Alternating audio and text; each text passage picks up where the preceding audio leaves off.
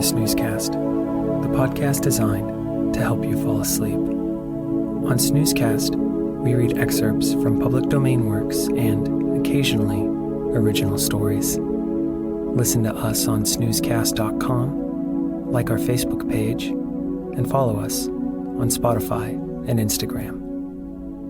We'd like to thank our listeners. If you enjoy our show, please write us a review on the Apple Podcasts app or wherever you listen. Also, share it with a friend. This episode is supported by Couch Time. Tonight, we'll be reading Luck on the Wing by Major Elmer Hazlitt. This 1920s book offers a first-hand account of combat in the air by an American observer or sky spy. The Great War, otherwise known as World War I, was the first conflict where combat took to the skies in machines that provided powered and maneuverable flight. This was a risky profession, where brave young men flew into battle in machines made of fabric and wood. The author was regarded as one of the finest practitioners of his craft.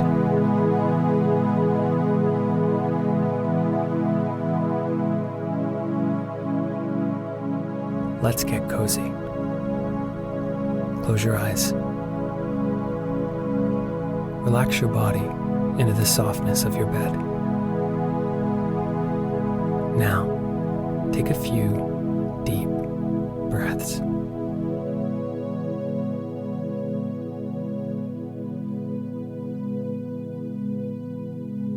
Beginner's luck. We had been up with the French squadron for about 3 weeks, and it had rained every day, or something else had happened to prevent flying. We had a wonderful social time, but our flying had been so postponed that I actually began to think that the French did not want us to fly, probably lacking confidence in our ability. So, one day, I walked up to the captain, and by means of his imperfect English and my perfectly inelegant French, we managed to perfect some close, cordial, and personal liaison.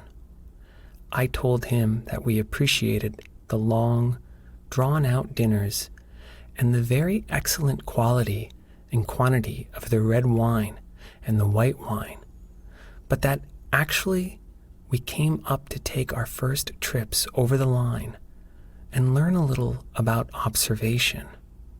He shrugged his shoulders and said that he felt quite sure that we would be there for 3 or 4 months, and that there was absolutely no hurry.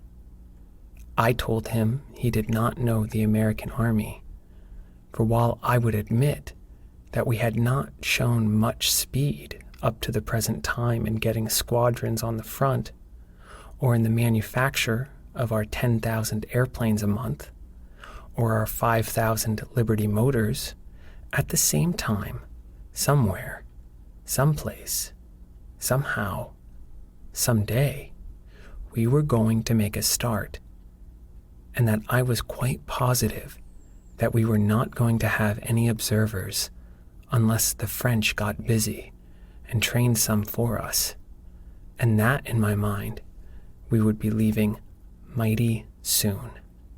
And it might look sort of suspicious on paper if we had been with the squadron a month and had never taken a trip over the lines.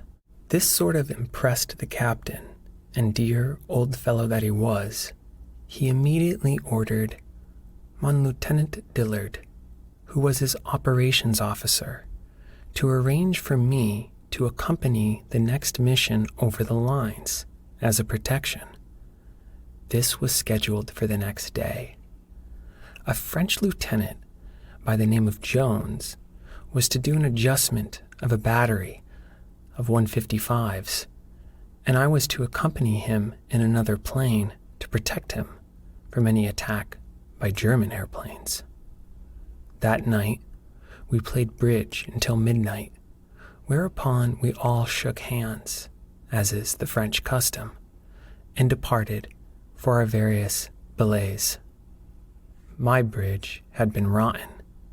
My mind was on a different kind of bridge. How was I to bridge that next day? What did it hold? The night was chilly as the devil, and as I picked my way in the darkness, I could hear very plainly the rumble of guns and could see the artillery flashes very clearly. Although the front was 20 kilometers away, I began to think about my first trip over the lines that was soon to come. I was mentally lower than a snake. I hadn't prayed for some time, and I was just wondering whether or not I would pray that night. My solemn idea of prayer was that it was an emergency measure. I was always reverently thankful to the Maker for his blessings, but he knew that, for he must have known my mind. I believed that God helped him who helped himself, but when the question was too big for man to control, then it was the time to invoke the help of the Supreme Being. I was inclined to think this case was only a duty of war, in which man should help himself. So, I had decided that I would go ahead and handle it as a man-to-man proposition, reserving invocation for a more serious situation.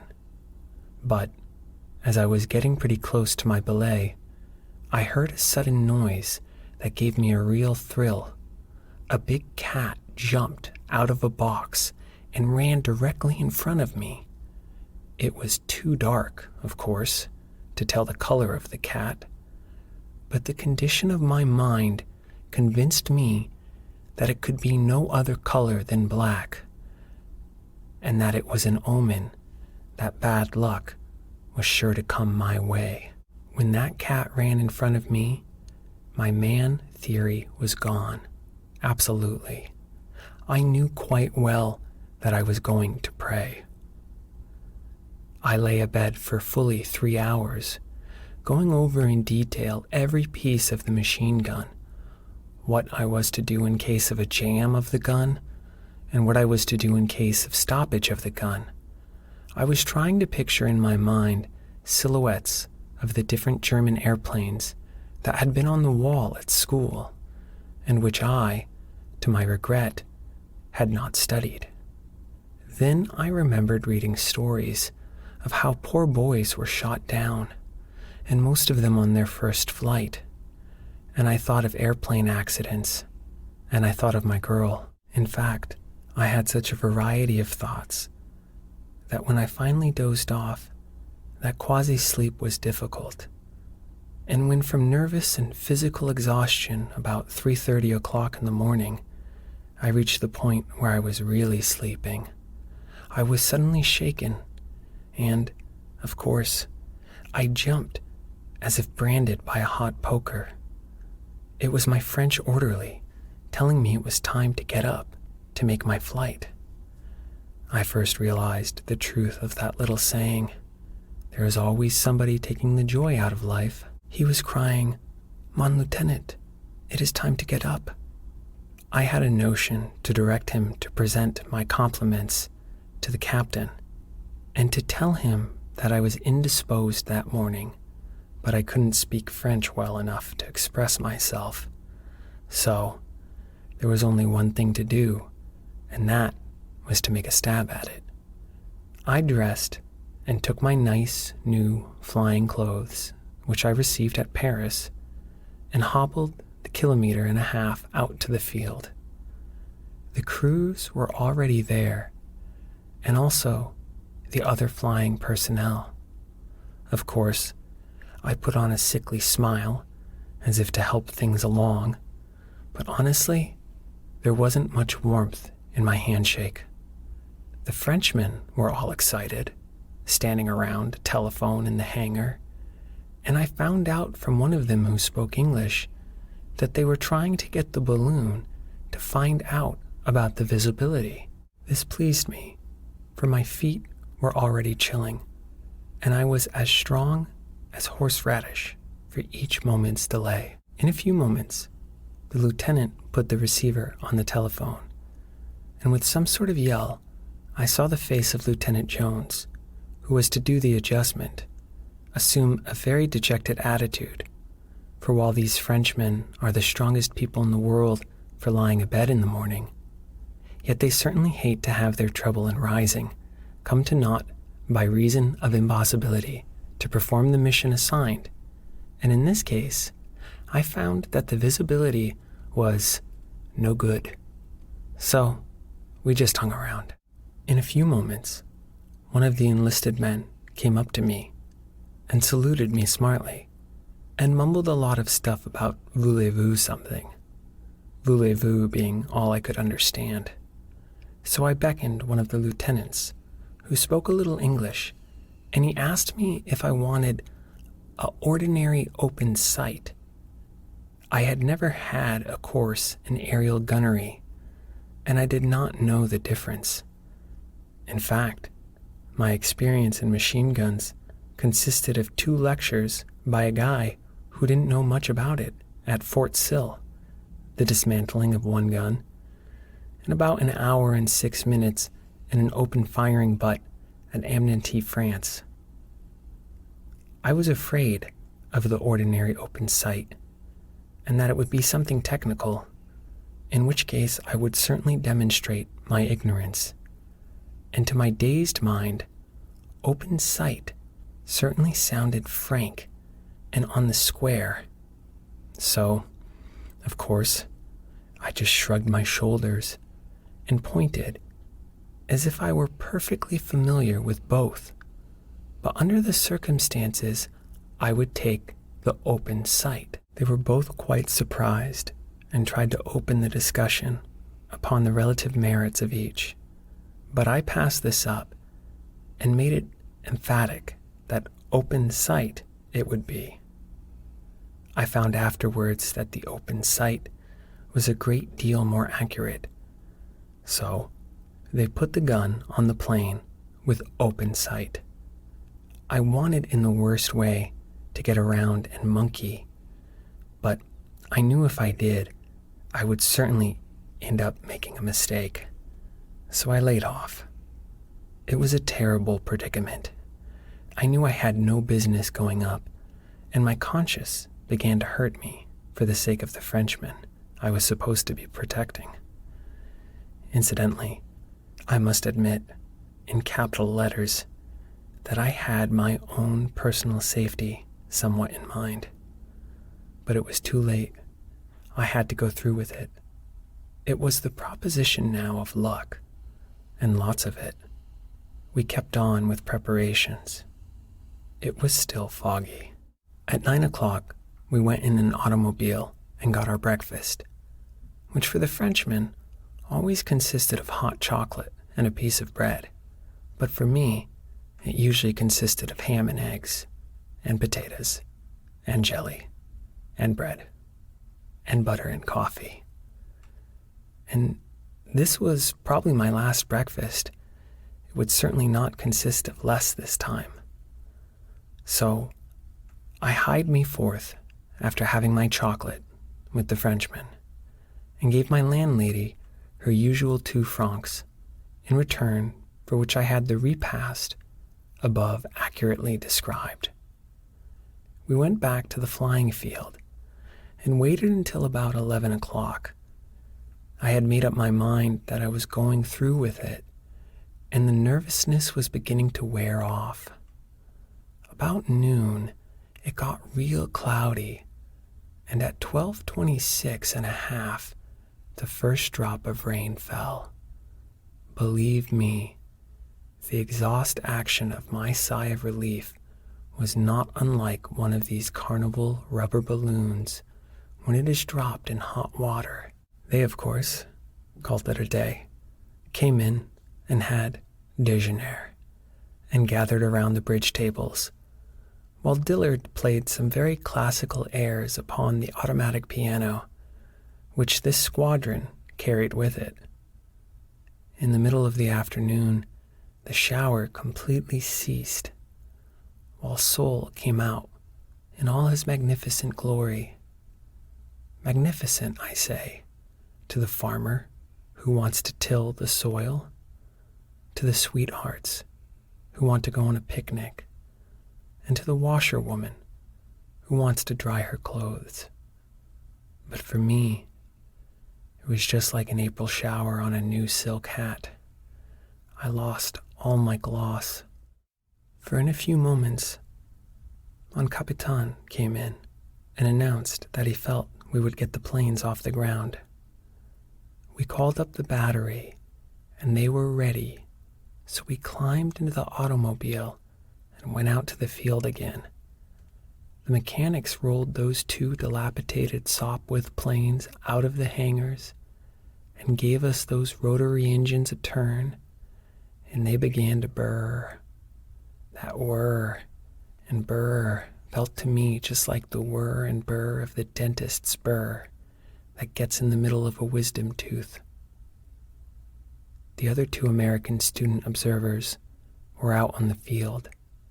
Phil Henderson, who always was the head of his class and very mechanical by nature, gave me a few added remarks about some technical points of the machine gun, how to do in case of a jam, etc., while Hopkins, the other American, jollied me along.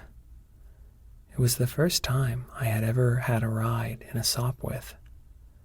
I do not know whether it was from the fact that I was not used to climbing into the Sopwith, or that I did not know what I was doing. But anyhow, I stepped on that one particular part of the fuselage, which is supposed to withstand only wind pressure, and as a consequence, my 182 pounds made a nice hole in the canvas. Of course, the Frenchman had complex fits, but the pilot merely shrugged his shoulders, as if to say that it wouldn't impair the flying qualities of the boat. I honestly felt that the tearing of the canvas was an omen, that I ought not to go, but already the other plane was taxiing out to take off, and it was like a drowning man grasping for the last straw. They came up to see if I was fixed all right. I was fixed, and in more ways than one. I was holding on to the fuselage for all I was worth. Fortunately, they noticed that I was not strapped in, and so they proceeded to strap me. They said something about the mitrailleur, but the mitrailleur did not worry me. I said it was all right. I did not know what they were talking about, although I afterwards learned that they meant machine guns. But what they wanted me to do was to shoot a couple of bursts into the ground to see if the guns were working. I tried to twist the Tourelle, the revolving base upon which the gun turns, around to shoot in the proper direction, but it would not budge. The corporal came around and pressed a little lever, which released the mechanism, and, of course, the Tourelle turned just as easy as a roulette wheel. Then they told me by means of sign language to point it at the ground and pull the trigger. I did, but I almost broke the forefingers of both hands trying to pull the trigger. The pilot was getting nervous.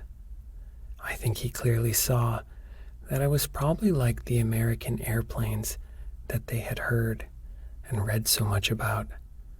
I was not coming across. The corporal came around to determine the trouble. I shrugged my shoulders in a French fashion, as if to say, it doesn't work. But Lovely as that lad was, he did not give away my ignorance, but simply said, "You have forgotten something."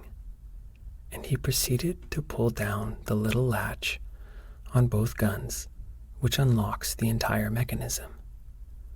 Then he stepped out of my way, and I pointed the guns.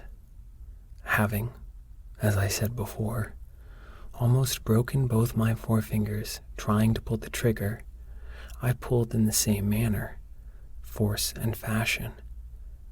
And before I could get my fingers off the trigger, I had almost shot both of the magazines full.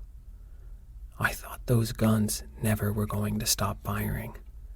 The Frenchmen surely oil their guns and have a similar high-strung technique in pulling the trigger that our high-grade artists on the piano have with staccato notes. I could see by the expression on the faces around me that they were indeed surprised at American methods. But anyway, the guns worked. So I said, "Très bien," and my pilot taxied the plane out and took off. The plane did not have telephones. If it did, they would have been useless, because I did not speak French understandably, and the pilot did not know a word of English, and we had not agreed upon any signs. The other plane had gained considerable altitude, and after about 15 minutes, I was able to orient myself by means of my map and to know what the aerodrome was directly beneath me. We had gotten about 300 meters above and 200 meters behind the first plane. In a few moments, the first plane headed due north, and we followed. Over to my right, I saw very plainly Souilly, which was later destined to play such an important part in the history of the American Army, being the headquarters of our First Army in the Argonne Drive. In a few moments more, I saw below me the shell-torn country and the two peaks known as Hill 304 and Dead